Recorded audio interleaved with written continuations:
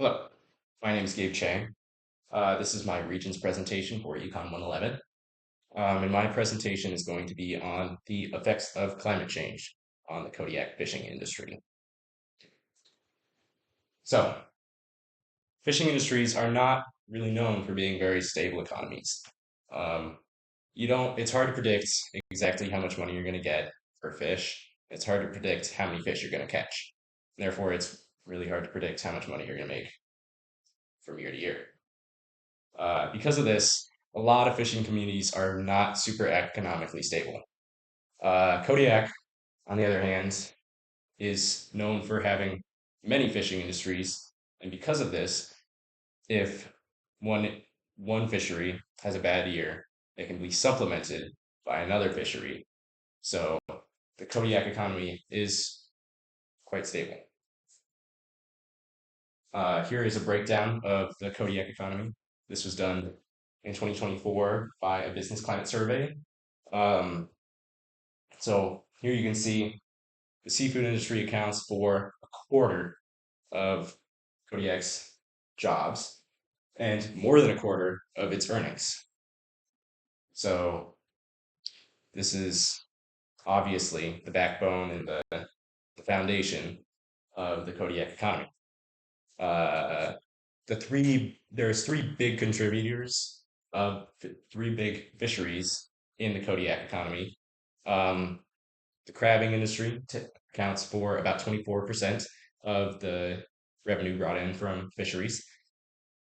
The salmon fishery accounts for about 30%, and other ground fisheries like halibut or cod or rockfish, those account for about 42% of the revenue or the earnings. And the remaining 4% are just smaller fisheries like herring or just smaller fisheries that don't really affect the economy too much, especially compared to those other three.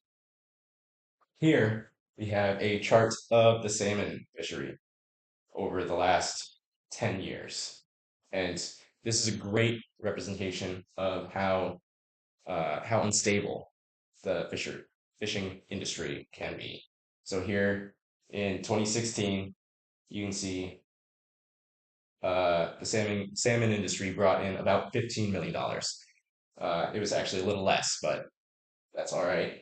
And then in 2017, it jumps up to about 55 million, which is almost over a 350% increase in just 1 year. Uh, and another very important thing that we should be looking at on this chart is the difference between these two lines, and rather the ratio between them. So the blue line, we have the revenue brought in from salmon fishing industry, and the red line here, this is the number of fish that were caught and sold. So from 2016 to 2018, fishermen were getting about $2 to $3 per fish that they caught. Obviously, this this is affected by the specific species of salmon that you're catching, because you're going to pay more for a king salmon than you are a chum salmon or a pink salmon. But this is a good representation. It's a good generalization of how much money fishermen were getting per fish. So as we move closer and closer to today, you can see that gap starts to close, that ratio gets smaller. And by 2023, fishermen were getting less than $1 per salmon, which is really bad news if you are a salmon fisherman in Kodiak. And the salmon fishing industry is not the only one that is changing rapidly. From 2018 to 2022, open ocean temperatures rose by about 2 degrees Celsius from the previous 20-year average. This rise caused the metabolism of snow crabs or opilio crabs to increase. And over those 4 years, 10 billion crab starved themselves to death. So, and the snow crab industry is not a small one either. It is a $227 million industry. And $10 billion crab is nothing to scoff at. Um, it was so bad that in 2022 and 2023, the Alaska Department of Fish and Game had to completely close the snow crab fishery. And it was so bad for the Kodiak economy that the federal government had to send relief funding to the city of Kodiak.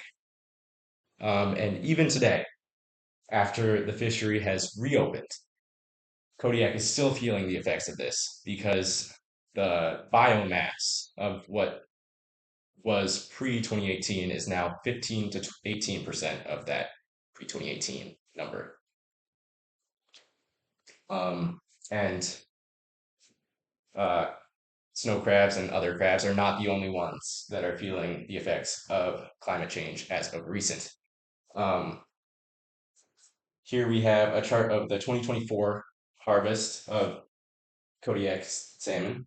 Here is the forecasted harvest, and here is the 10-year average of the previous 10 years.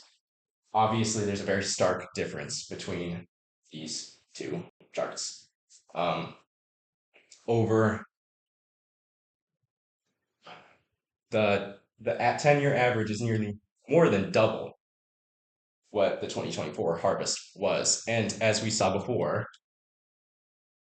with shrinking prices of salmon and lower salmon populations and lower salmon harvests, this is devastating to the Kodiak economy, especially because we know that it's such an important part of the Kodiak economy. And if these fisheries continue to dissipate and disappear, it might not be sustainable for some fishermen to continue to harvest this resource.